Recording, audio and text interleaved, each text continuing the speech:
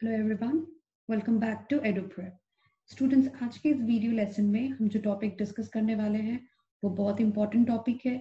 और आज का जो हमारा डिस्कशन है स्टूडेंट्स, वो ग्रामर का एक बहुत ही इंपॉर्टेंट टॉपिक है जिसको हम डिस्कस करने जा रहे हैं। इससे काफी ज्यादा क्वेश्चंस एग्जाम में होते हैं। तो आज जो हमारा डिस्कशन है स्टूडेंट्स, वो है एपोस्ट्रॉफी के रूल्स के बारे में।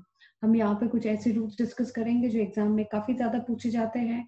हमें एपोस्ट्रॉफी को कैसे यूज करना है, एपोस्ट्रॉफी का क्या फंक्शन है, क्या रोल है, इन सारी चीजों के बारे में हम इस वीडियो लेसन में बात करेंगे। पहले मैं आपको बताती हूँ कि एपोस्ट्रॉफी जो आपका ये है, ये क्यों यूज होता है सेंटेंस में, इसको हम क्यों यूज करते हैं। तो सबसे पहले ये डिस्क्रिप्शन देख लेते हैं। जब भी किसी नाउन के साथ आप एपोस्ट्रॉफी को यूज करते हैं तो बेसिकली हम उस नाउन में के जरिए आपको पॉसेसिवनेस शो कर रहे होते हैं, यानी कि वो नाउन आपको किसी भी चीज के लिए ओनरशिप इंडिकेट करेगा। और इस तरह के ही नाउन को हम क्या कहते हैं, पॉसेसिव नाउन। यानी कि जैसे कि अगर आपने कहा है राम्स बुक, तो हम यहाँ पे इस राम के साथ ये एपोस्ट्रॉफी यूज कर रहे हैं और आपने यहाँ पर बुक यूज किया है।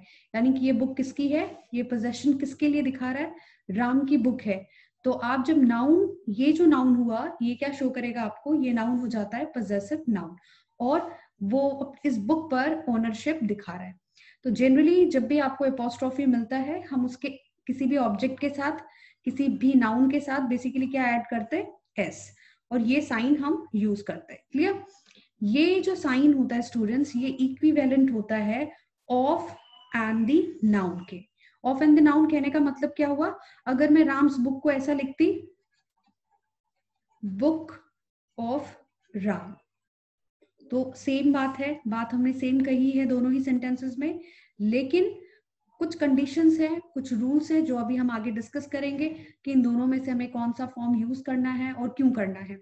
तो ये दोनों इक्विवेलेंट केसेस, लेकिन जब आप ये यूज करते हैं तो हम पॉसेसिव नाउन यहाँ पर जो यूज कर रहे हैं वो एपोस्ट्रॉफी के थ्रू कर रहे हैं, यहाँ जो कर रहे हैं स्टूडेंट वो ऑफ के जरिए कर रहे हैं, और दोनों ही पॉसेसिवनेस आपको शो करते हैं। जैसा कि नीचे आप एग्जाम्पल्स में देख सकते हैं, the lights colour is red, या फिर हम कह सकते हैं the colour of the light is red.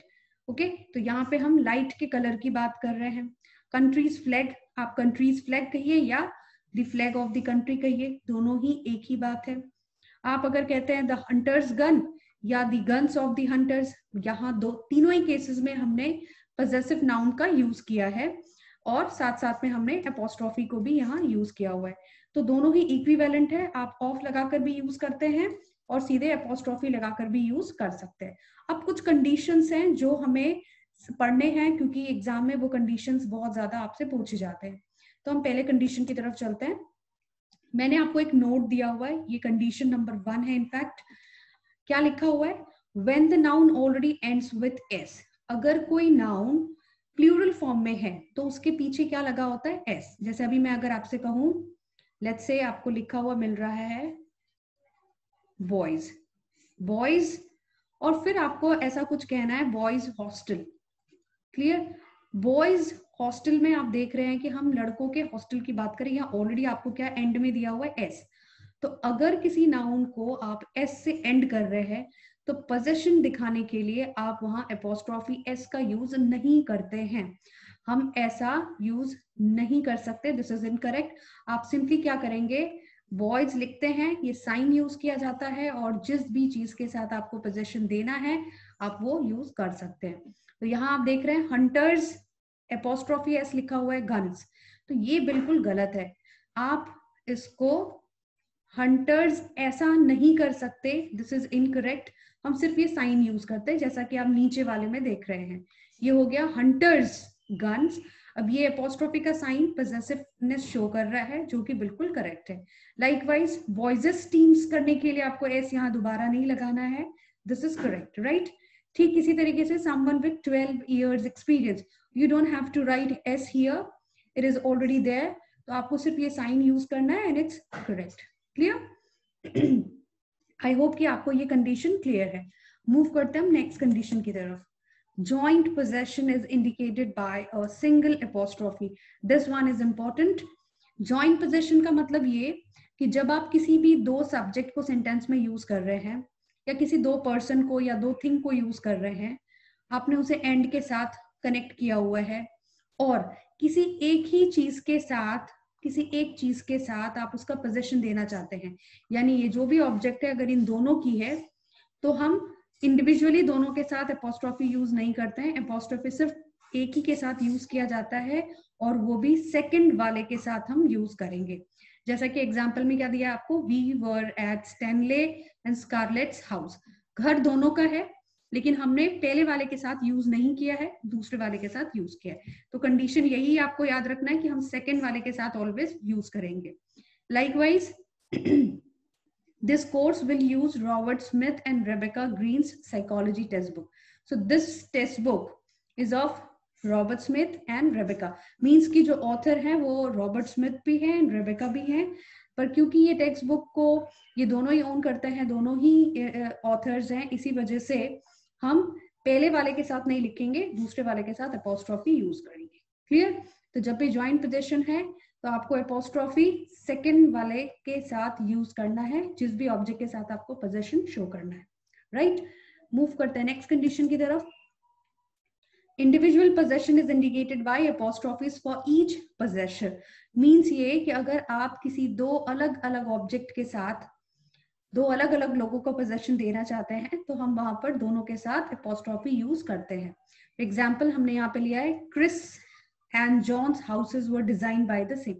यहाँ पे हम इन दोनों के घरों की बात कर रहे हैं, यानी कि जॉन के घर को भी और क्रिस के घर को भी सेम आर्किटेक्ट ने डिजाइन किया है। क्योंकि इंडिविजुअल पोजेशन है इसीलिए यहाँ हम दोनों के साथ ही एपोस्ट्रोफी का साइन यूज करेंगे। Likewise France and Italy's domestic policies are diverging. हम यहाँ पे इन दोनों कंट्रीज के अलग अलग डोमेस्टिक पॉलिसीज के डाइवर्जिंग की बात कर रहे हैं, इसी वजह से यहाँ पर अलग अलग हमने एपोस्ट्रोफी यूज किया है। तो जब एक ऑब्जेक्ट के साथ पोजीशन होगा तो सेकंड वाले के साथ करना है। अगर दोनों ही पोजीशन अलग अलग दिखा रहे हैं, इंडिविजुअल है पोजीशन, तो फिर हम दोनों के साथ ही वहां पर पोजीशन दिखाते हैं। 2 दिया हो या 3 दिया हो, जिस तरीके से भी सेंटेंसेस में दिए जाएंगे, हम सारे पोजीशंस के साथ जो एपोस्ट्रोफी है वो यूज करते हैं। क्लियर? वेल, कुछ ऑकवर्ड केसेस होते हैं जिन्हें हमें अवॉइड करना है। ये रूल भी इंपॉर्टेंट है और इसका जो कॉन्सेप्ट है वो आपको याद रखना है। तो आपको याद रखना है कि कुछ ऑकवर्ड पोजेसिव्स हम अवॉइड करेंगे, जैसे कि let's meet at Saint Patrick's. यहाँ पर हम जिस कैथेड्रल की 5th एवेन्यू की बात कर रहे हैं वो सेंट पैट्रिक का है।